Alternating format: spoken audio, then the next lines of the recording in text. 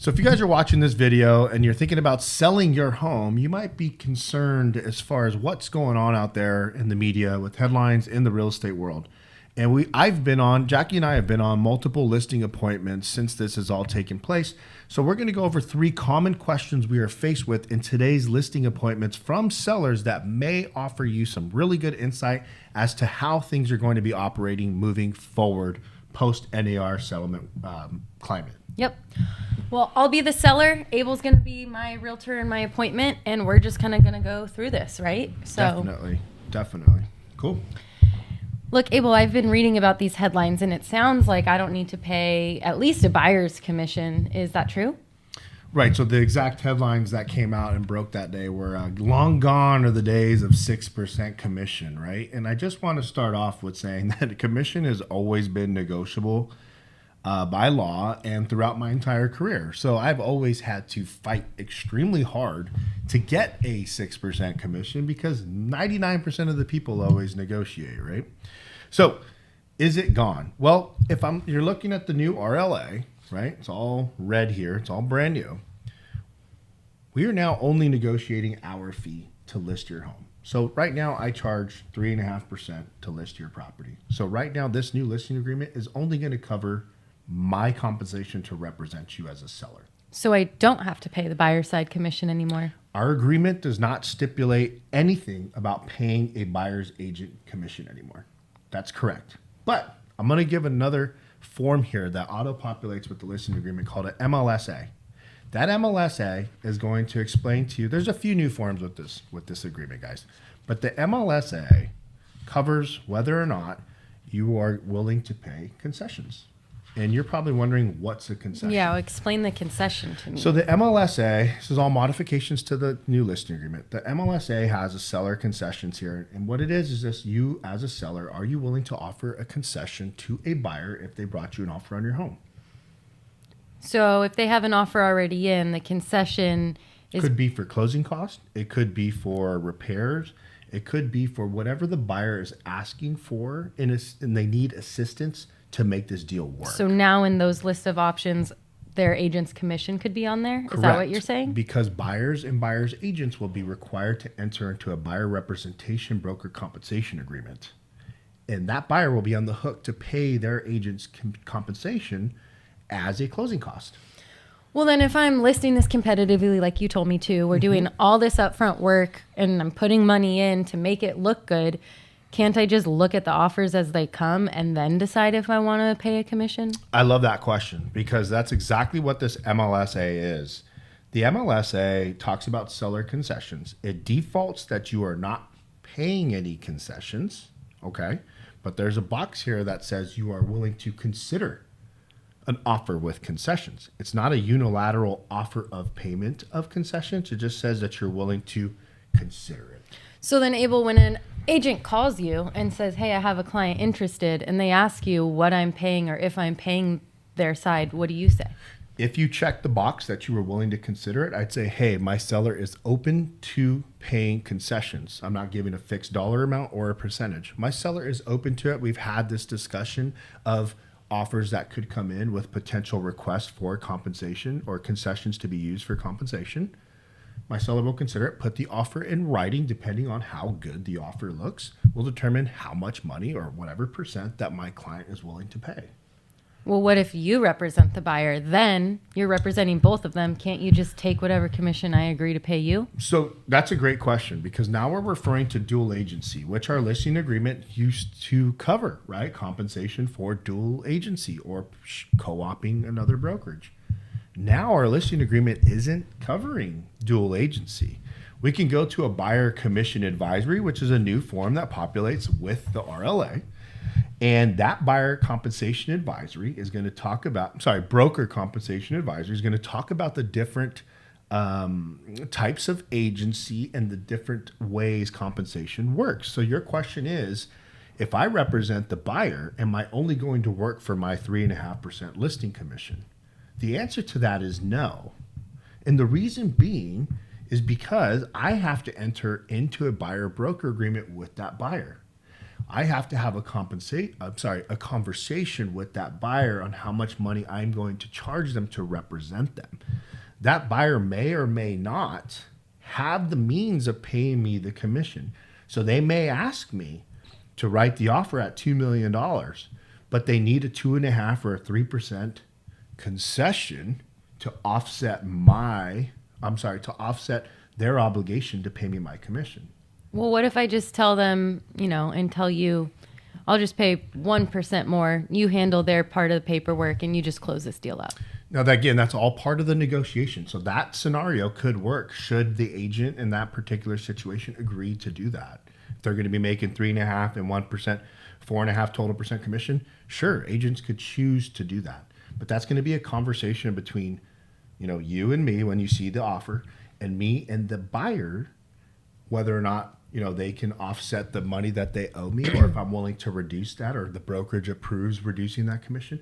It's all a negotiation, and I think that's what they try to accomplish here in this settlement, was having more of a negotiation take place around commission versus just a set amount that you agreed upon without seeing any offers that guarantee payment for both sides. So it sounds like what we just kind of talked about is, sure, I'm okay paying you your 3.5%, but, and I'll let you tell agents, hey, I've thought about paying their buyer's commission, but I haven't signed up to do it, and I want to make sure I get some good offers before I sign up for that. Is that correct? That's exactly what these forms are saying. Yep. As long as you check the MLSA that you agree to consider, I'm going to read it. Seller authorizes broker to put in the MLS that the seller is willing to consider offers asking for concessions. Okay. Now, that is not a unilateral contracted offer of payment. It's not guaranteed. We don't have to guarantee that. It's just that you're willing to consider that. Okay. So you are protected. Should an offer come in at 1.7 million, your home's listed at 2, and you're like, well, I'm not going to take that. You never had to take it, first of all. But if you were to take it, you don't have to pay a commission in that scenario if you didn't want to, because you went 300 grand under the list price. Or maybe you wanted to say, hey, Mr. Buyer, I'm not going to pay, Mrs. Buyer, I'm not going to pay 2.5. I'll pay 1.5. Again, now that conversation is going back to the buyer and the buyer broker. And do we have to have that conversation once we go in an accepted offer, or are these buyers putting this in their offer so I can see up front? So the new RPA does have, I shouldn't even say the new RPA. The RPA has always had a box on there, I believe it's 3G3, which allows a buyer's agent and buyer to check that they have a buyer-broker agreement, and that commission will be offsetting that buyer's obligation to pay. Moving forward now, you will have, I think it's called a seller, an SPP. I don't know if I have it printed here, but anyways, if that box is checked on the RPA, I don't have the RPA, it's the RLA. If that box is checked, a seller payment form is going to populate, and the buyer's agent will be required to stipulate how much money it is that they're requesting to be paid to offset the obligation that the buyer's made to pay their buyer broker.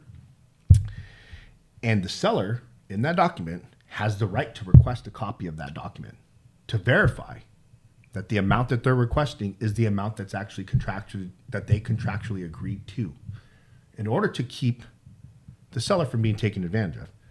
Because if you agreed to 1%, but the seller's paying 2.5%, well, you can't make more than 1% because you, the buyer's agent, agreed to only 1%. So the seller has the ability to request proof. And I think every seller is going to request proof. Because if you, the buyer's agent, fail to negotiate on your behalf, the seller wins in that scenario. That money is saved by the seller. Look, I need to get my home sold under 30 days. I need to move. I have a house I've already looked at purchasing. What do you recommend for me? I mean, I'm compromising with my price. I feel like I'm setting a good price. I got it cleaned up. It's looking good. I just want to make sure that I have a quick, easy, efficient escrow. So as long as the seller was doing everything that we discussed, which it sounds like in this particular situation, you, Mrs. Seller, are. Pricing is going to be on point. Presentation is going to be on point. My next question to you is, are you willing to consider a concession to the buyer to help offset a buyer's agent's commission? I mean, I really do want to max out the amount of money that I get on this home. I'm taking this money and I'm living off of it for the rest of my life. Do you think I could save 40 grand from not doing this?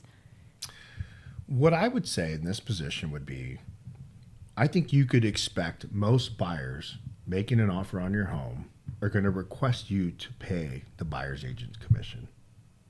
Okay? If I led you to believe that in this situation you were going to receive multiple offers not requesting an offer of concessions to offset that commission, I think I would be misleading you as a seller. What you have to gain here in this situation, Mrs. Seller, is you'll be able to see those offers, the terms, the price, everything about them before agreeing to a set amount of commission. Now, typical commissions that a buyer's agent is going to request is going to be anywhere between 2.5% and 3%. You could expect them to be asking for that, but you don't have to agree up front to it. So if there's an offer that's paying you the price you want at the terms you want and in the time that you want to close, my question would be, would you be willing to pay a 2.5% or a 3% commission? I mean, it sounds like I would luck out the most, but could we try go back and negotiate further down? I think you've always had that ability to negotiate when an offer's been presented. Unfortunately, in this situation for buyer's agents, their commission will be on the negotiating table by the seller as well.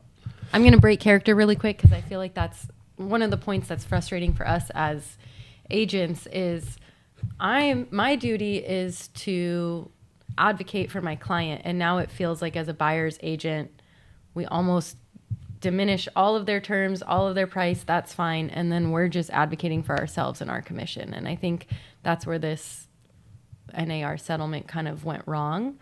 How do you feel like, this is a question I have as now a real estate agent, but how can we mitigate a buyer feeling like commission is now the most important negotiating factor? Well, I think in a buyer's eyes, it is the most important thing because, unfortunately, as someone that's been in the real estate world for 18 years now, buyers had no clue how much money we were making. None.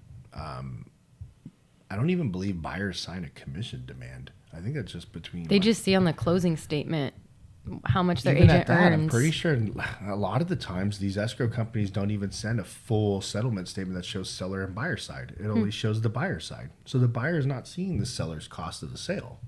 So unfortunately, as a professional in this industry, there hasn't been as much transparency as there should have been around buyers agents commissions.